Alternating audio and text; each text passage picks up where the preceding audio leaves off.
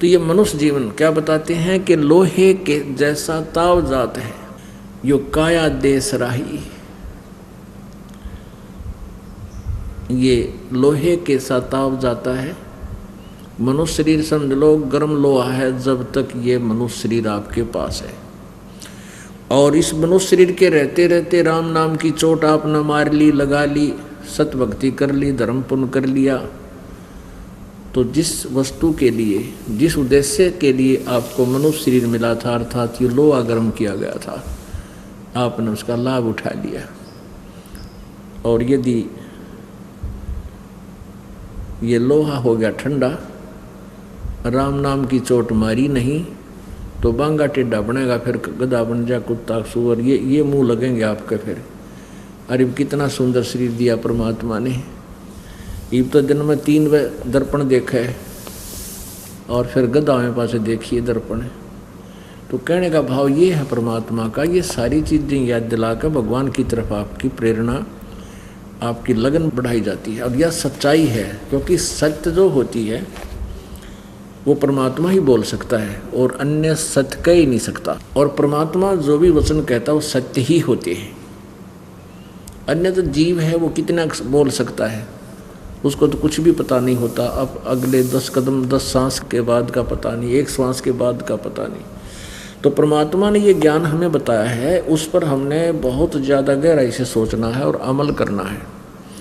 क्या बताते हैं? 3 लोक और भवन चतुर्दश, ये सब जग सौदे आही।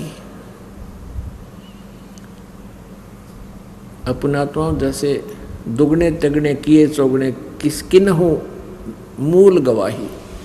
जैसे कोई व्यक्ति 1 लाख रुपया लेके और कहीं चला गया, वहाँ जाकर के उसने अपने बिजनेस व्यापार के लिए कोई कमरा किराए पर लिया धर्मशाला में या होटल में, और वहाँ से फिर वो उद्देश्य क्या लेकर गया था कि मैं इस 1 लाख के दुगने तिगने चौगने बनाऊं, सौदा करूं, माल लूं, फिर अच्छे रेट से बेचूं, फिर खरीदूं, फिर बेचूं, फिर खरीदूं, फिर बेचूं, शतरक रहूं, यानी अर्थात कोई व्यवसाय करूं। तो जिस पुण्यात्मा ने अपना सौदा किया और उस मूल धन के दुगने तिगने चौगने बना लिए, तो वो सेठ बन गया, साहूकार, धनी बन गया। और दूसरा व्यक्ति 1 लाख रुपये लेकर गया, उसी प्रकार होटल में कमरे लेकर के किराए पर रहने लगा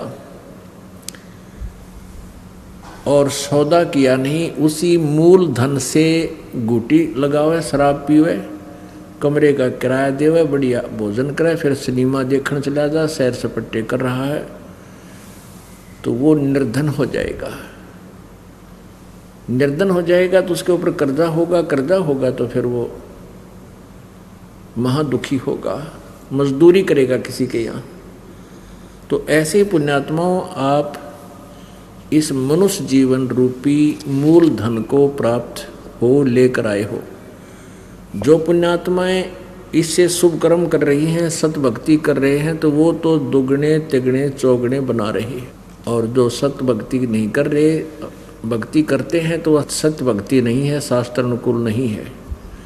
और फिर विकार करते हैं, गुटी लाते हैं, बीड़ी पीवें फिर और मिलावट करते हैं 100 प्रकार। क्योंकि जब तक भगवान का यथार्थ ज्ञान नहीं होगा, जीव का भय नहीं बन सकता, इसको डर नहीं लगेगा। और डर जब लगेगा तो ये उस तभी बुराई से बचेगा। जैसे वो बच्चा बताया था आपको, जब तक उसकी ऐं समाप्त नहीं होती तब तक वो अबोध है, कुछ भी गलती कर सकता है। और जब बच्चा मैच्योर हो जाता है, शाना हो जाता है, तो फिर वो गलती नहीं करता, उस बुराई से इतना डरता है, उस बुरी वस्तु से, भयंकर वस्तु से डरता है, सर्प से भी डरता है, बिजली का कहीं नंगा नेक्ट वायर पड़ा हो उससे भी डरता है, औरों को कहता है कि दूर हो लो, भाग लो, ये सर्प है, ये बिजली का तार पड़ा है, ये खतरनाक वस्तु है। स्वयं भी डरता है, स्वयं भी बचाव कर लेता है, औरों को भी बचाता है, आगाह कर देता है। तो इसी प्रकार आप जब इस ज्ञान को सही तरीके से समझ लोगे, फिर आपकी ऐं मिट जाएगी। ऐं मिटने के बाद फिर आप डटे नहीं डट सकते, कोई मजबूरी आपको सत्संग माने से रोक नहीं सकती। और जब तक आप सत्संग में नहीं पहुंच पा रहे हो, आपसे कितनी बात बनाते हो, कुछ भी सोच रहे हो, आपकी समाप्त नहीं हुई है। और जिनकी यह समाप्त होगी प्रत्येक सत्संग में पहुंच रहे हैं, चाहे किसी प्रकार भी। और ये सत्संग तो बहुत ही आसान हो गया है। सैटरडे संडे को हमने विशेष कर लिया है ताकि आपकी श्रद्धा बढ़े, आपको समय भी मिले। घना नहीं तो शनिवार शाम ने अवश्य आ जा और रात का सत्संग सुने, रविवार का सुबह सुनकर फिर अपने घर चला जा। आप भी आवे, अपने बच्चे ने भी लावे। यदि इस मनुष्य जीवन को आपने समझ लिया, इसका मूल उद्देश्य समझ लिया है, तो फिर आप रुक नहीं सकते। तो अभी तक आपकी समाप्त हुई नहीं है।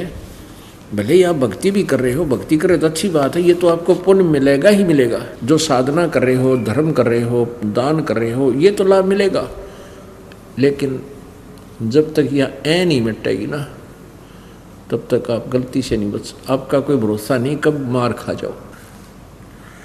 उसके लिए क्या बताते हैं परमात्मा,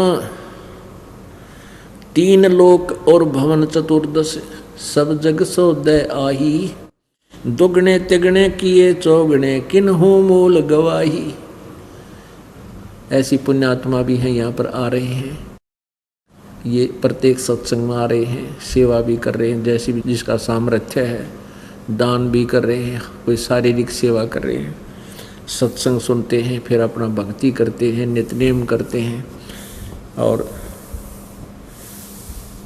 तो वो दुगने तिगने और चौगने बना रहे हैं। और जो पुण्यात्मा संसारिक दृष्टिकोण से हमें वो सुखी नज़र आते हैं, जैसे कोई उच्च अधिकारी बना हुआ है, या कोई MLA MP मंत्री मुख्यमंत्री प्रधानमंत्री का पद प्राप्त है, या कोई धनी व्यक्ति है, या कोई कर्मचारी है, समय पर टूक ठीक मिल रहा है, तो वो हैं तो पिछले जन्म के पुण्य संस्कारी व्यक्ति, लेकिन वो अच्छा एक भी नहीं कर रहे, अच्छा वो कर ही नहीं सकते। उनके पास शुभ कर्म करने के वो तरीका है कोन्या।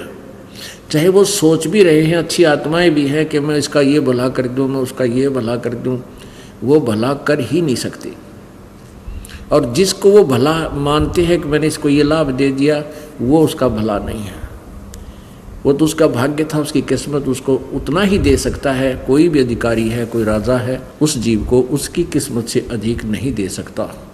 और जो भी वो दे रहा है उसका भाग्य ही मिलेगा उसको। वो परमात्मा की ही प्रेरणा से कुछ ऐसे सर्कमस्टांस बन जाते हैं कि अधिकारी या कर्मचारी या राजा उस व्यक्ति को वो बेनिफिट दे ही देता है और दिलाता मालिक है। और जो भक्ति नहीं कर रहे हैं, तो ये यहाँ के जो भी भला किया हुआ, जो भी यहाँ कोई सर्विस दे दी, कोई कोटा दे दिया है, किसी को लाइसेंस बनवा दिया छोटे मोटे रोजगार धंधे का, ये भला नहीं हुआ आत्मा का। ये तो रोजगार हुआ, छोटा मोटा टाइम पास करना, वो भी उसकी किस्मत का ही मिला है। और परमात्मा पूरी पृथ्वी पर जितने भी जीव हैं, मनुष्य हैं, यदि ये सतभक्ति करें तो आपको शतलोक से भेज दे आपके लिए यहाँ, और सबसे न्यारा सुख देगा। आपकी भक्ति भी, आपका संसारिक कार्य भी ठीक चलेगा और आपका मोक्ष भी होगा। फिर क्या बताते हैं, जो परमात्मा कह रहे हैं कि जो साधना ठीक नहीं करेंगे, ये दम टूटे पिंडा फूटे, ये शरीर आपका श्वास खंड हो जाएगा, टूट जाएगा, यानी मृत्यु हो जाएगी। और पिंड बोलते हैं शरीर को, ये तेरा फूट जाएगा, नाश कर दिया जाएगा, जला दिया जाएगा।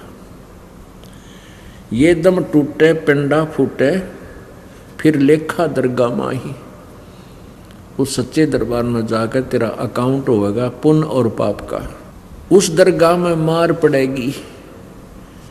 जो शुभ कर्म करके नहीं जाते हैं, कहते हैं उस धर्मराज के दरबार में फिर यमराज के हवाले कर दिया जाता है। यम के दूत फिर इसको बहुत बुरी तरह पीटते हैं, बुरा हाल कर देते हैं, चाहे कोई राष्ट्रपति भी क्यों ना हो।